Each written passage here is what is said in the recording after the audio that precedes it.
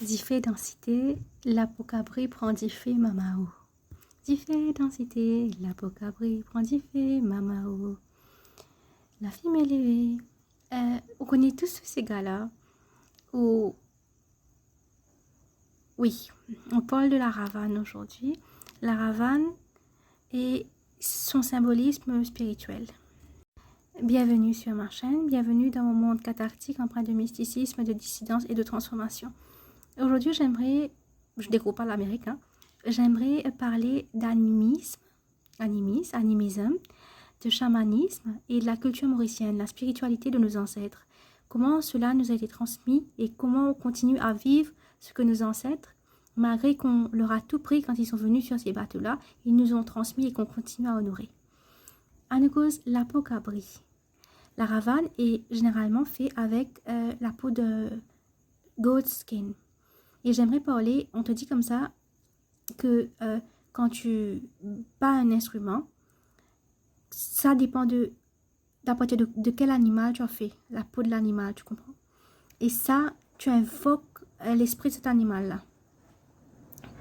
C'est quelque chose on retrouve régulièrement dans plusieurs traditions, pas que dans l'animisme, les traditions, la spiritualité africaine ancestrale, mais aussi dans le Native American religion aussi, tu retrouves ça.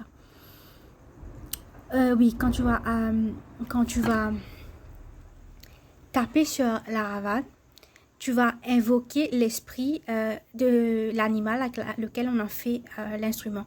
C'est comme ça pour beaucoup d'instruments, ok? C'est une base du animal medicine, chamanisme, et aussi de animisme, ok? On te dit que tout a une essence de vie, tout ce qui va avec. J'aimerais parler de la symbolique, le symbolisme du the goat, de la chèvre. Généralement, c'est un animal qui est très têtu, qui est très borné, qui est tenace, et aussi symbole de protection et aussi de persévérance. Quand nos ancêtres nous ont appris à frapper la ravane, c'était un symbole de rébellion. Ça nous donnait la force de continuer d'avancer. Je sais que je ne découvre pas l'Amérique en disant ça, mais j'ai trouvé ça vraiment très intéressant, que quelque chose qu'on a fait dans notre culture, qu'on s'est adapté, on s'est adapté. J'aimerais juste faire une intersection. À Maurice, notre emblème, un animal qu'on est vraiment connu, c'est pour le dodo. Et le dodo, c'est un animal qui est spirituellement connu pour son adaptabilité. À Maurice, on s'adapte, ok, par rapport à l'esclavage, au travail engagé, aux différentes formes, aux différentes épreuves que notre pays a connues. On est vraiment très highly resilient and adaptable. Et je trouve que la ravane est un instrument qui est connu, qui est rattaché à Maurice, qui est fait à la base de peau de chèvre. Typiquement, ça tombe sous son sens. Comme seraient nos ancêtres, sans le savoir, malgré qu'on soit vraiment tourné majoritairement vers le christianisme, c'est-à-dire vers l'islam aussi, ou bien l'hindouisme. Plus, je parle du christianisme par rapport à l'esclavage.